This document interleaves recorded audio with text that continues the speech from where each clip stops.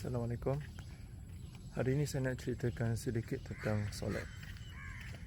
Baginda Nabi Muhammad SAW ada bersabda, "As-salatu imaduddin."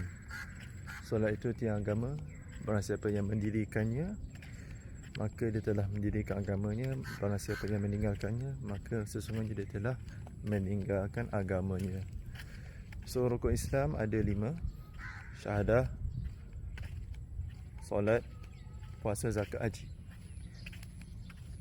Bila Nabi kata solat itu tiang agama, ulama cuba fikir apa maksud Nabi sebenarnya, apa yang Nabi cuba sampaikan. Jadi mereka punya fikir, dan diorang pun dapat satu conclusion, ialah solat itu, di dalam solat ada kelima-lima rukun Islam.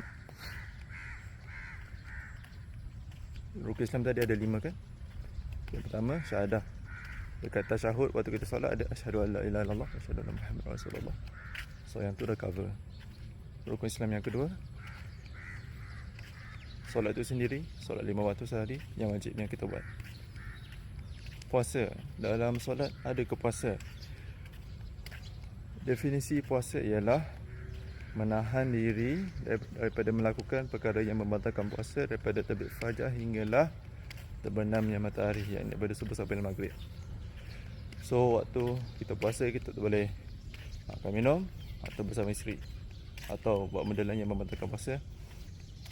Dalam solat kita tak boleh makan daripada takbiratul ihram sampailah kita bagi salam. Kita tak boleh makan, tak boleh sembang, tak boleh bersama isteri. Yang ni lagi ketat lah, tak boleh gerak sesuka hati. So dia puasa tapi lagi ketat. Okay? So puasa dah ada. So zakat, dalam solat ada ke zakat? Zakat tu ialah benda yang kita wajib bayar 2.5% daripada harta kita setelah cukup, apa term dia? Tak ingat dah. Tapi 85 gram emas lah. Cukup haul. Cukup pegang 85 gram emas dalam jangka masa setahun, dan wajib bayar zakat 2.5%. Yang tu daripada segi harta. So dalam solat ada ke zakat? Zakat solat ialah masa kita.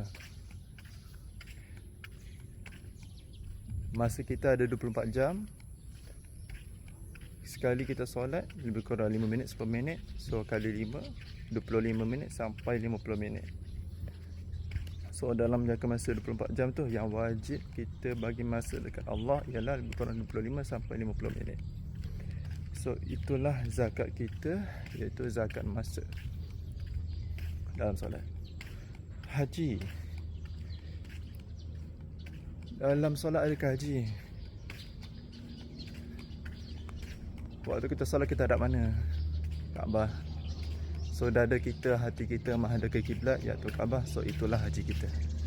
So bila Nabi sebut solat itu tiang agama, betul tak Nabi cakap?